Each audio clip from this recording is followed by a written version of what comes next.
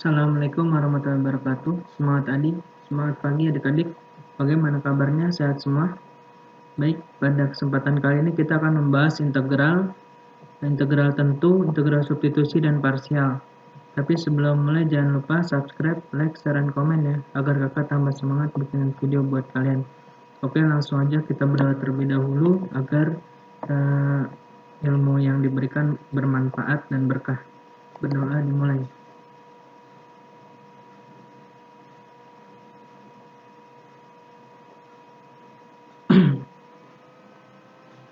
Berdoa selesai. Oke, langsung aja. Menghitung integral tentu. Teorema dasar integral kalkulus. Misalkan kurva fx kontinu dan dalam interval tertutup a, b. Luas daerah L yang dibatasi oleh kurva y sama dengan fx, sumbu x, garis x sama dengan a, dan garis x sama dengan b. Ditentukan dengan rumus luas a integral a sampai b fx dx, yaitu fb dikurang fa. Dengan fx adalah anti pendiferensialan dari fx yang bersifat f(x) sama dengan fx. Notasi kurung siku. Integral a sampai b fx dx adalah fx a sampai b. Nah, ini penulisannya ya. Kalau dalam bentuk kurung siku dia f besar x plus a ke b. A, B batas bawah dan batas atas pengintegralan. Integral tertutup a, b wilayah pengintegralannya. Integral tentu. Jika y sama dengan fx adalah fungsi kontinu dan terdefinisi dalam interval tertutup a, b, sehingga limit sigma n i sama dengan 1 fxi delta xi ada mempunyai nilai, maka integral tentu fx terhadap x dari x sama dengan a sampai x sama dengan b dinyatakan oleh rumusnya a sampai b fx dx integralnya sama dengan limit n hingga sigma n i sama dengan 1 fxi delta xi, dengan n adalah jumlah subinterval dalam interval a, b. Contoh, integral O sampai 5, integral 0 sampai 5 x dx. Maka kita rubah jadi diintegralkan jadi setengah x kuadrat. Terus dikurung siku 5 sampai 0 sampai 5. Maka untuk rumusnya tadi sebelumnya ya. Nah, pakai yang ini nih. Rumusnya jadi setengah 5 kuadrat dikurang setengah 0 kuadrat. 5 kuadrat 25, 25 kali 1 jadi 25 per 2. Di sini setengah kali 0, 0 ya. Jadi 25 per 2 kurang 0, 25 per 2. Atau bisa kita tulis 12 setengah.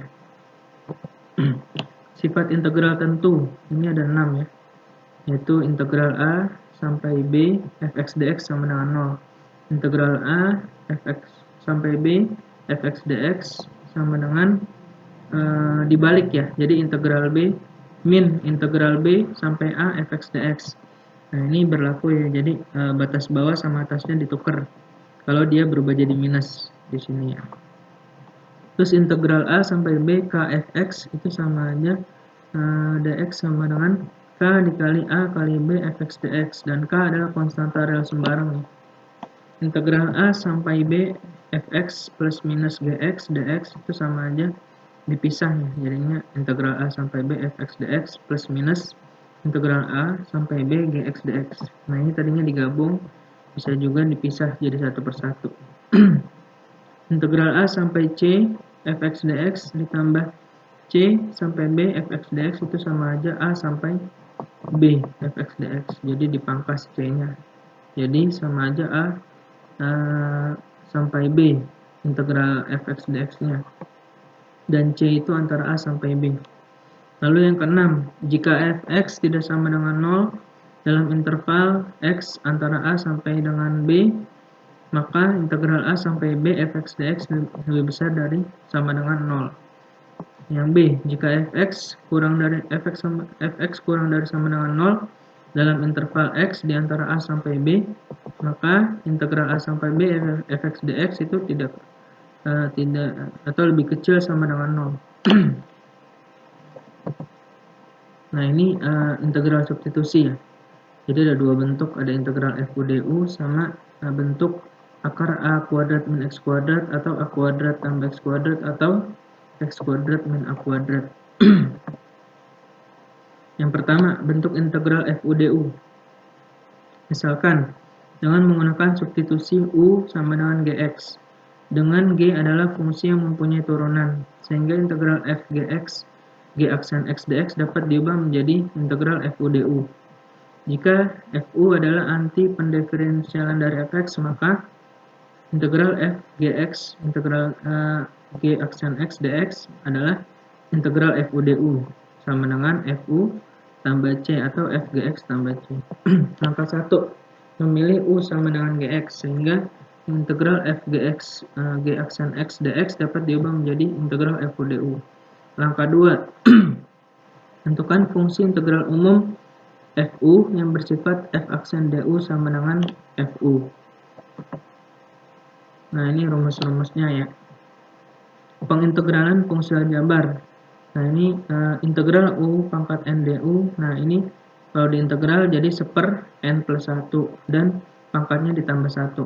Jadi 1/n plus 1 u pangkat n plus 1 dengan syarat n bilangan rasional dan n tidak boleh sama dengan 1.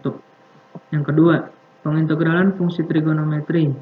Integral cos u du itu sama aja sin u plus c. Kalau integral sin u du itu sama aja min cos u plus c.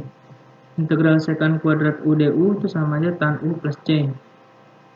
Integral kosekant kuadrat u du itu sama aja min kotangan u plus c.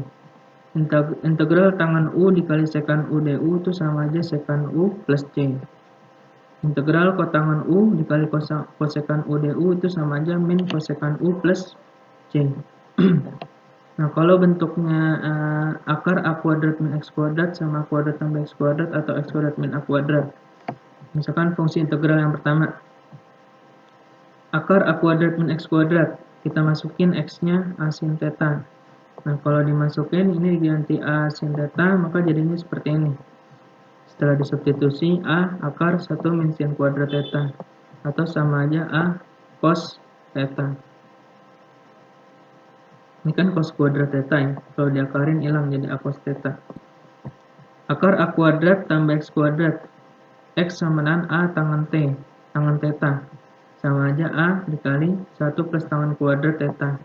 Nah, ini sama aja sekant kuadrat ya, sekant kuadrat theta, jadi a sekant theta. Akar x kuadrat min a kuadrat. Nah, misalkan kita masukin a nya, x nya a sekant theta, jadinya a akar sekant kuadrat theta min 1. Nah, dari sini berubah jadi tan kuadrat theta, maka jawabannya akar ini hilang jadi a tan theta. Hasil pengintegralan integral a kuadrat min x, integral akar a kuadrat min x kuadrat dx adalah a kuadrat per 2 arcus sin x per a plus x per 2 akar a kuadrat min x kuadrat plus c. Pengintegralan dengan rumus integral parsial. Nah, misalkan ux dan vx masing-masing adalah fungsi dalam variabel x, maka pengintegralan integral u dv ditentukan oleh hubungan integral u dv itu adalah u kali v dikurang integral v du. Nah, ini rumusnya untuk integral parsial ya. Berhasil atau tidaknya pengintegralan dengan menggunakan rumus integral parsial ditentukan oleh dua hal berikut. Yang pertama, memilih bagian dv sehingga v dengan segera dapat ditentukan melalui hubungan v sama dengan integral dv. Yang kedua, integral v du harus lebih mudah diselesaikan dibanding dengan integral u dv. Nah, ini dua syarat ini yang menentukan kalau misalkan di berhasil atau tidaknya, kalian harus perhatikan dua hal ini. Nah, ini rumusnya jangan sampai lupa. Integral u dv adalah u kali v dikurang integral v kali du. Dan dua syarat ini harus diingat betul agar kalian berhasil dalam membahas soal integral parsial. Mungkin cukup sekian untuk video kali ini. Wassalamualaikum.